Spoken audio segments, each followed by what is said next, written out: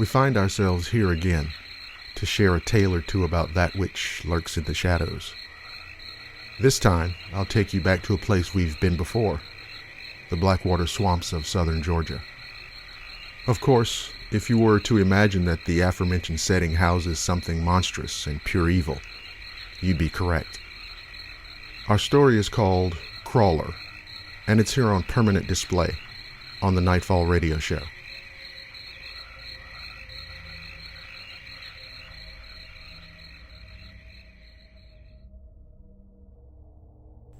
A thing sleeps in the earth. Forgive me, please, perhaps the word thing is just a wee bit cryptic and disquieting to those of you with more discretionary tastes. However, in this instance, I must insist upon injecting just a small dose of pseudo-nomenclature. Extreme southeastern Georgia is where the legend originates, down in the swamp where the marsh smells horribly into the still silence of death-mourning hummocks. They call it the Blackwater down there, and for more reasons than what the peat does to the water.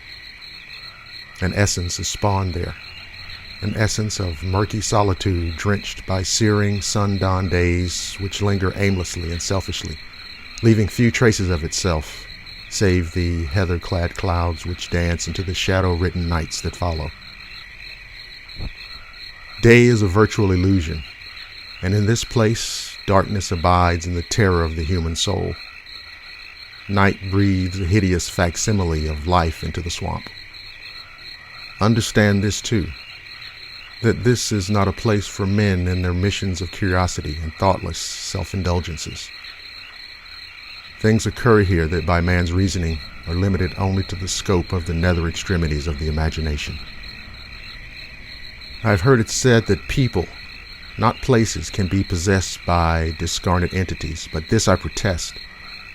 For this nightmarish pocket of hell is a boiling cauldron of preternatural tendencies, masked only occasionally by black ripples dancing atop a shattered, fathomless mirror, and decaying alders which resist uselessly the ancient winds predating life itself, and countless shadows and grim utterances that dare mock nature. But the thing, there's that word again. The thing is there, sleeping under 100 feet of peated water and mud. Nobody knows where it comes from. It could be alien or some unknown surviving prehistoric remnant, or something far, far worse. It's there waiting, its scalding hunger growing after a 500-year dormancy. The true terror is this: the creature whose name in the language of the Timucua Indians translates as crawler, or more correctly, dark thing moving, must rise and feed.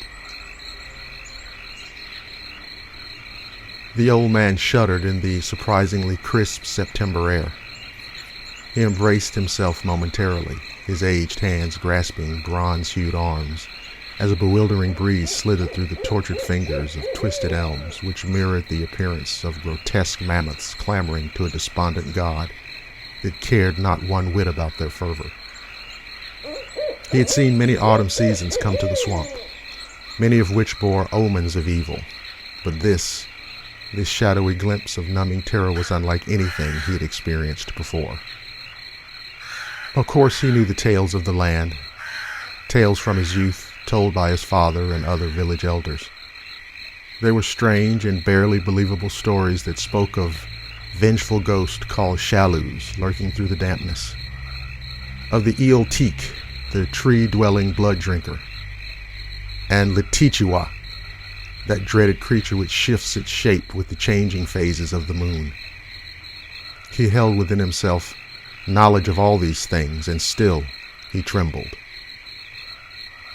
The wind shifted to the southwest, and the old man stood there alone, locked into the night by a premonition composed of reeking, stench-ridden flesh, teeth, eyes, claws, and a murderous rage so old, so far beyond anything bound by time or life itself, as to be utterly unspeakable and evil. This pleased him greatly. The night began to fall away, becoming lost in an ethereal sea of darkness and abject evil. This, he thought to himself, was something that had to happen. they would pay for their desecration. The White Eyes would pay for corrupting our ancestral lands. It was always the same with them. They come, the white bastards, they take, rape, and that which is of no use to them they destroy. This is the way of the White Eyes. With them, there is no right way. Through his sheer will and the ancient magic, he would summon the Old One to exact vengeance on the infidels. He reached down into a small pouch which was tied to his belt and pulled from it a talisman, bits of animal fur, mostly black bear and panther, teeth from an alligator, and feathers from a red-tailed hawk, all spun and somehow woven around a dry cypress twig. The shaman dropped the object to the ground and proceeded to spray it profusely with a steamy deluge of his own urine. He then took from a burlap sack a water moccasin. From the fangs of the furious snake, he forced venom which dripped like suspended time onto the talisman. He then beheaded the serpent and painted a circle of blood around the talisman, inside of which he also stood. Then in his native tongue spoke these words: "Ancient One, I have brought before you the remnants of your unworthy servants. From beneath the willow they have risen to honor you. We have come to beg of you that you might bring night to those that defile this sacred place. You alone hold the power to give death to the White Eyes. Come forth now and spill the blood of those who dishonor our ways." Again the wind shifted. Its source was southeast. The night began to scream and awaken the swamp.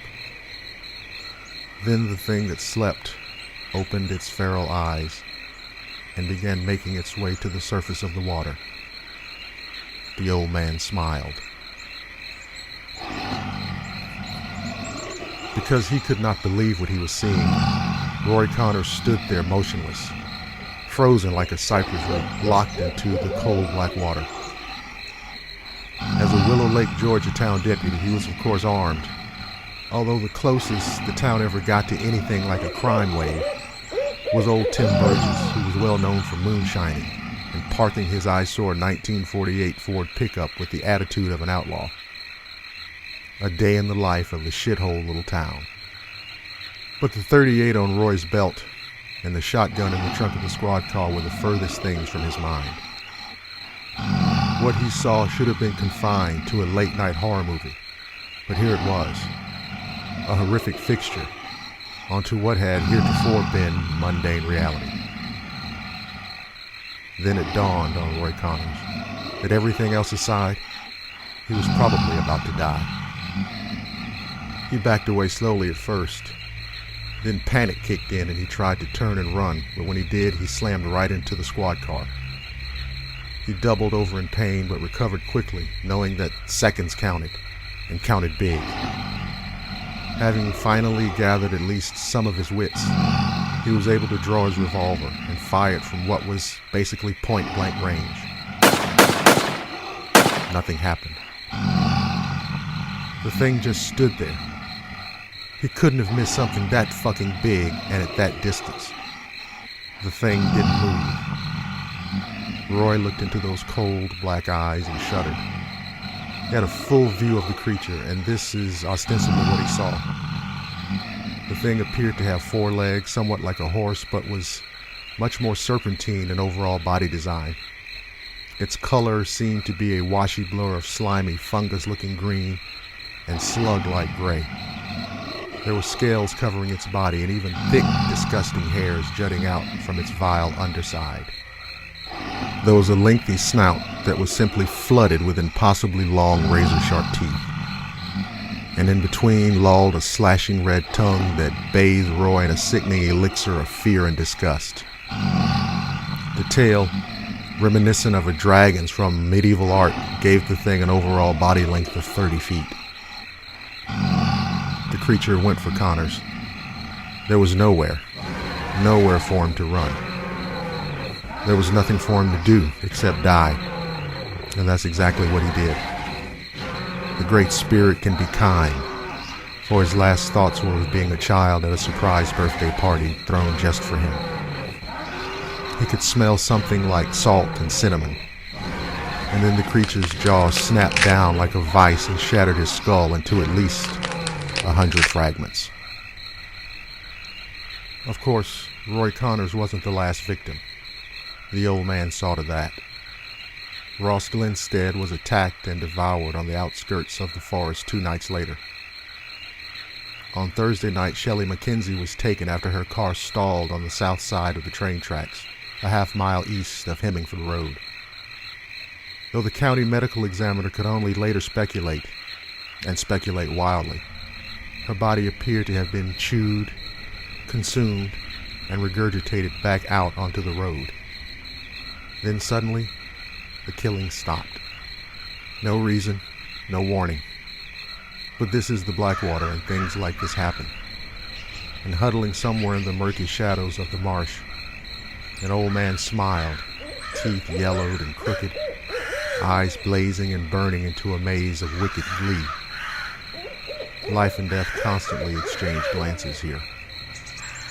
The creature eventually returned to its bed of blackness to sleep for perhaps another 4 or 5 centuries, perhaps less. But it will be summoned again. Night closed its grip on the swamp. The wind returned to a southwesterly course, and an animal lost somewhere in the distance howled viciously at the midnight moon. A man dressed in denim looked toward the sound and moved deeper into the swamp.